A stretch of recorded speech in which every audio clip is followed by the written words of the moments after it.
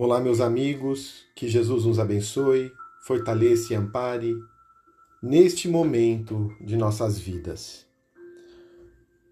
Vamos elevar inicialmente o pensamento ao alto, direcioná-lo ao nosso Pai, Deus de eterna bondade, que nessa hora possamos sintonizar com as alturas, cultivar a espiritualidade, fortalecer-nos intimamente para a jornada, ganharmos força, que as reflexões nos auxiliem na compreensão da nossa vida, das leis de Deus em nossa vida, dos porquês da nossa existência, fortalecendo-nos diante das dores, diante das provas.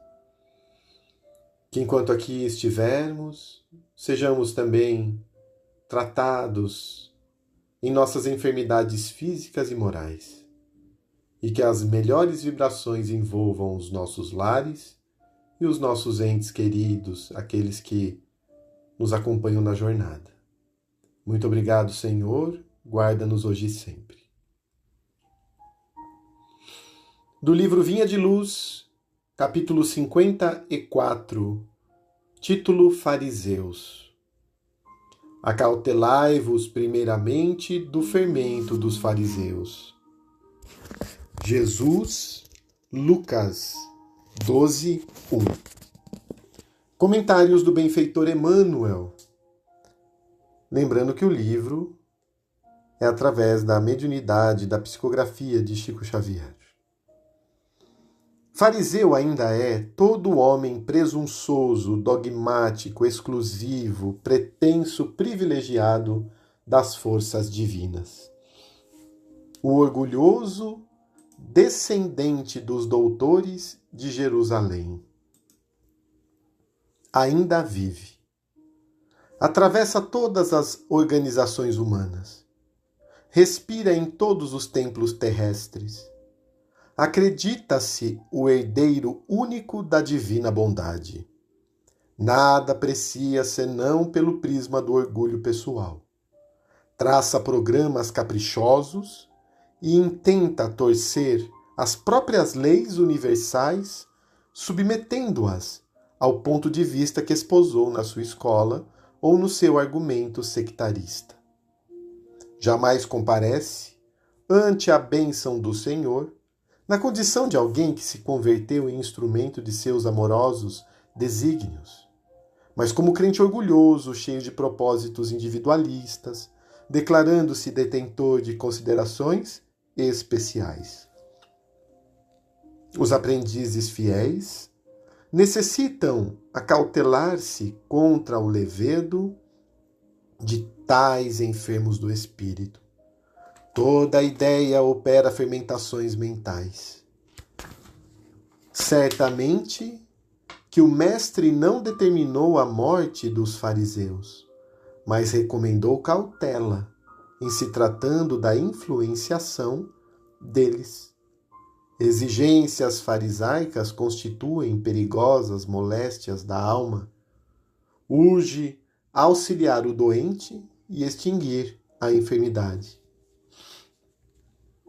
Todavia, não conseguiremos a realização, provocando tumultos, e sim usando a cautela na antiga recomendação de vigilância.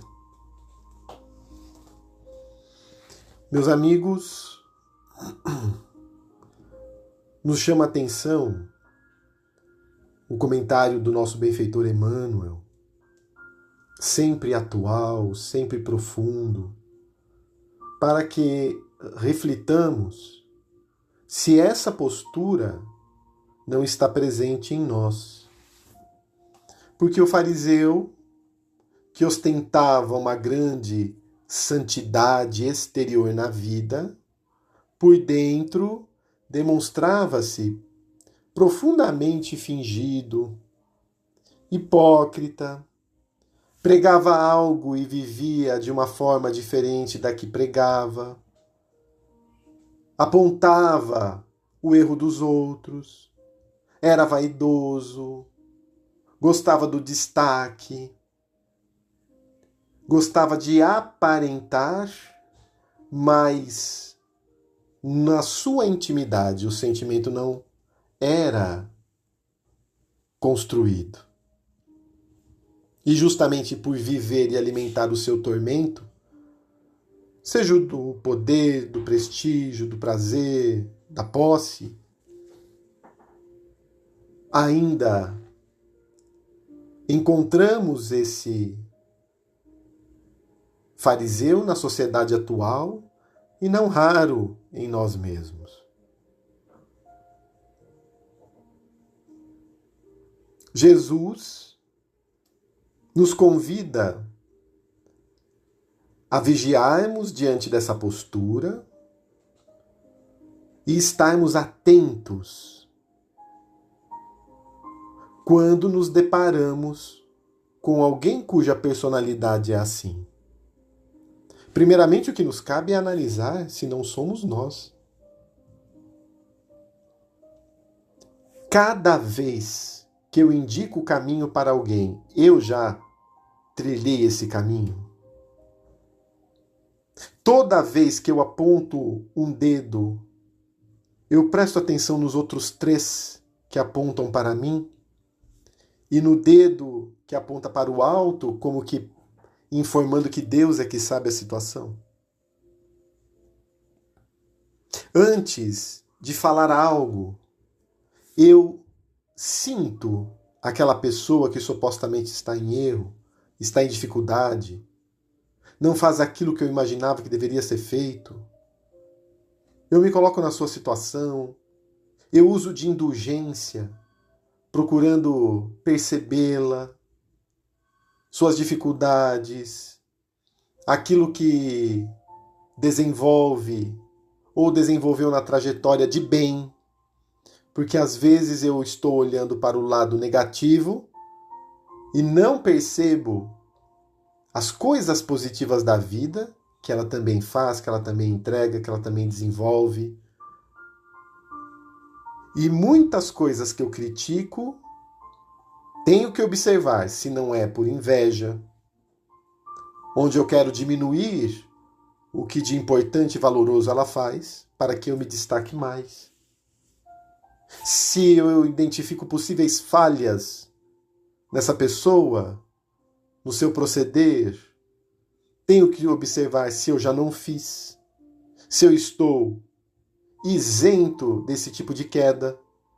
Se eu estou isento desse tipo de queda, se eu não estou sujeito a outras quedas, talvez piores, ou embora aceitas na sociedade, podem estas ter grande relevância pelo conhecimento evangélico que nós já temos. Logo, o nosso grau de responsabilidade é maior. E quando estamos diante de uma pessoa que efetivamente é assim,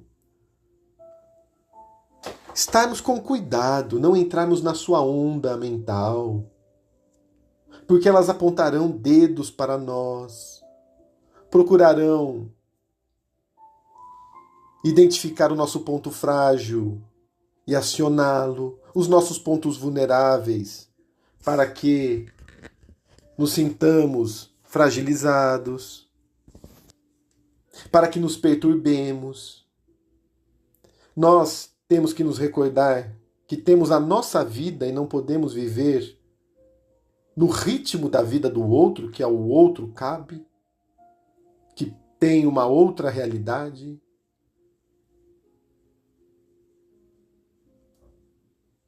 Toda ideia opera fermentações mentais. Quais são as ideias que alimentamos?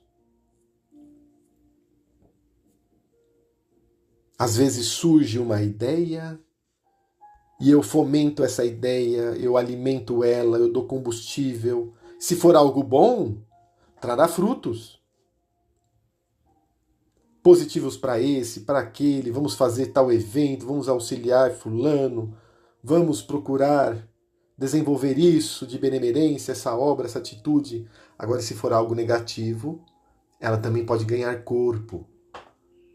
em mim primeiramente e naqueles que estão à minha volta, que convivem comigo.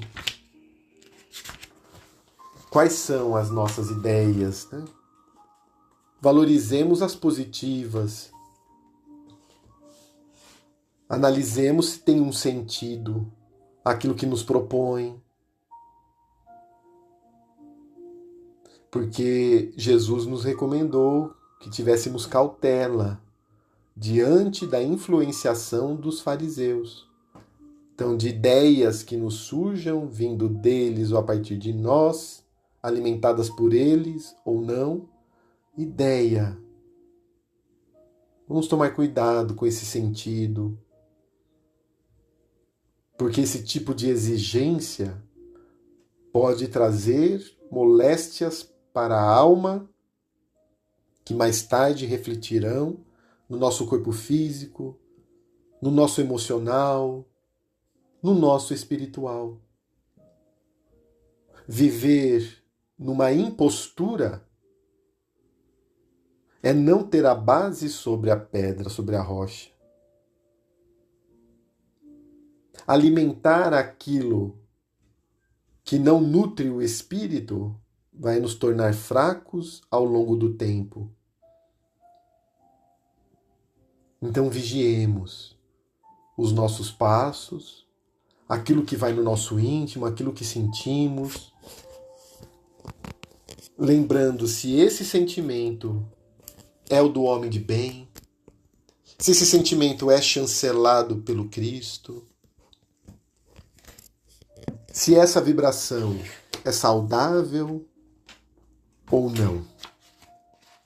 Se for, avancemos. Se não for, procuremos modificá-la.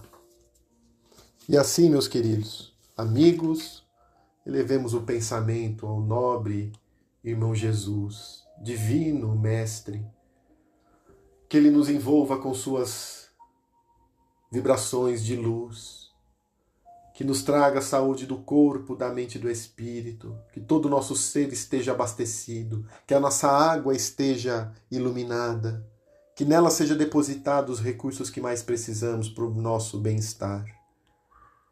Envolva os nossos lares, os nossos entes queridos, todos os cômodos da nossa morada, aqueles também com quem temos dificuldades, aqueles que estão nos hospitais, os grupos de prece, de oração, que se espalham a mancheias, a nossa caderneta de preces. É importante termos esse caderno onde anotamos e vibramos e oramos por aqueles corações que passam por provas, por dificuldades, que os bons espíritos iluminem. Envolvam os idosos nos asilos, as crianças nas creches e casas transitórias, aqueles que estão nas ruas. Ilumine a vibração nas penitenciárias. Ilumine o pensamento daqueles que coordenam o nosso país, o Brasil. Aqueles que estão no poder, que possam governar para o povo, pelo povo, conectados com Deus, ladeados com Jesus, para que seja uma liderança moral, sem segundas intenções, que um dia o Brasil terá em plenitude. Essa governança moral, essa hierarquia espiritual no comando. Finalmente, ilumine a cada um de nós, Senhor, fortalecendo-nos, amparando-nos, e a todo esse apoio nós agradecemos profundamente por tantas oportunidades que nos são concedidas pelo corpo, pelo trabalho, pela família, pela casa espírita, pelas portas que se abrem e pelas portas que se fecham, que saibamos compreendê-las sob teu olhar misericordioso e repleto de amor. Muito obrigado, querido Jesus, se conosco hoje e sempre. Assim seja.